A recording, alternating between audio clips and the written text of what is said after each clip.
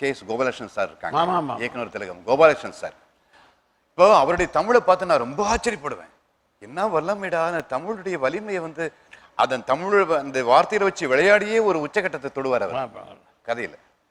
So அப்போ அவருடைய தாய்மொழி அவருக்கு தெலுங்குன்னு சொன்னது எனக்கு தெரிய வச்சதே நீங்க தான். நாயுடுகார் அவர் எனக்கு தாய்மொழி தெலுங்கு, எனக்கு சொரதா தாய்மொழி தெலுங்கு, கேடி சந்தானம் தாய்மொழி தெலுங்கு, உடுமலை நாராயணகவி தாய்மொழி தெலுங்கு.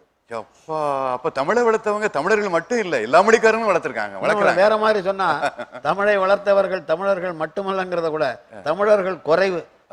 நா பிச்சமூர்த்தி தெலுங்கு, கூப்பா ராஜகோபாலன் தெலுங்கு, இவரெல்லாம் தமிழை வளர்த்தவங்க இல்லையா ரைட்டர்ஸ்ல.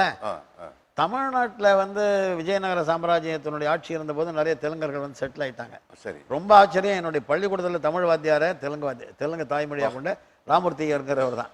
நீங்கள் எங்கே வேணால் பார்க்கலாம். எனக்கு வித்வான் துரைசாமின்னு எனக்கு ரொம்ப பெஸ்ட் ஃப்ரெண்டு ஒருத்தர், பெரிய நேஷனல் காலேஜில் தமிழ் வாத்தியார், மதுரையில் இருந்து ரிட்டையர் ஆனார். அவர் தெலுங்கு. அவர்கள் தான் இலக்கணமே எழுதுறான். இப்போ நமக்கு இலக்கணமே வீரபாமணி ஒரு எழுதலையா, ஒரு அயல்நாட்டுக்காரன் வந்து